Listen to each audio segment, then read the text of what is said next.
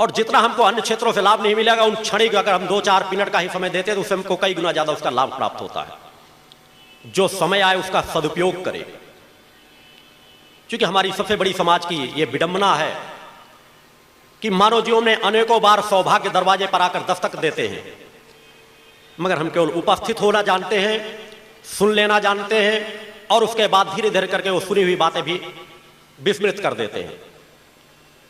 जबकि हमें चाहिए कि यदि हम कहीं भी किसी स्थान में समय दे रहे हैं तो पहले अपने मन मस्तिष्क को एकाग्र करें, और जो सत्य के चिंतन हमें मिले उनमें हम अपने जीवनों को ढालने का प्रयास करें।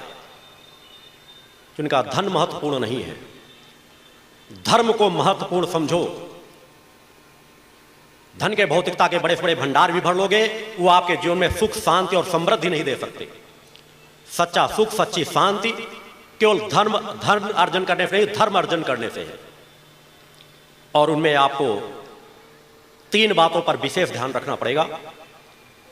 तीनों एक दूसरे के पूरक हैं: संयोग, संस्कार और सत्कर्म। हमें समझने का प्रयास करना चाहिए कि हमारे जीवन में कोई भी योग जुड़ रहा हो। आज मैं आपके सामने बैठा हूं, आप यहां बैठे हुए हैं, इसके पीछे भी कोई ना कोई संयोग जुड़ा हुआ है। क्योंकि बिना माता आदि शक्ति जगदम्बा की इच्छा के विरुद्ध एक पत्ता भी नहीं हिल सकता। आप चाहते तो यहां ना आ पाते, मैं बुलाना चाहता तो यहां ना आ पाते। मैं यहां चल करके आया हूं, उसके पीछे भी मां की प्रेरणा है। आप यहां चल करके आए, उसके पीछे भी मां की प्रेरणा है। यह संयोग जो आज प्राप्त आपको हो रहा है, इसके पीछे भी आपके कहीं ना कहीं संस्कार जुड़े होंगे। और संस्कार कहां से बनते हैं? वह ने बताया कि कर्म से, सत्कर्मों से संस्कारों की प्राप्ति होती है। कहीं ना कहीं कोई ना कोई सत्कर्म आपके जुड़े होंगे जो यह संयोग प्राप्त हो रहे हैं। कहीं ना कहीं मेरे और आपके कोई ना कोई ऐसे संबंध होंगे जो यह संयोग प्राप्त हो रहा है। और जब संयोग प्राप्त हो तो उन संयोगों को जितना हम सत्कर्मों में बदल देंगे उतने ही हमारे संस्कार निर्मित होंगे।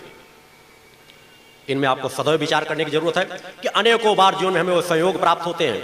हर चीजों को समझने का प्रयास करें। यदि हम पूजन स्थान में सुबह नित्य सुबह शाम अनेकों लोग पूजन करते हैं, मगर यदि हम भाव पक्ष को, जो इनका भावुकता नहीं होनी चाहिए, यदि आपके अंदर भाव पक्ष नहीं है तो आप पूजा का लाभ नहीं प्राप्त कर पाते।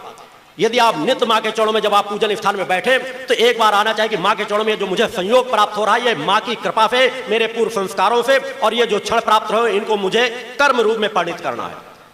एक भूख सी जब आपके अंदर आ जाए, चूंकि मैंने कल बताया था कि मैं साधक हूं, साधक बनाने के ही मार्ग के चिंतन देता हूं। यहां कथाएं कहानी और किससे सुनाने नहीं आया, आपको विचारों की भावभूमि पर ले जाना चाहता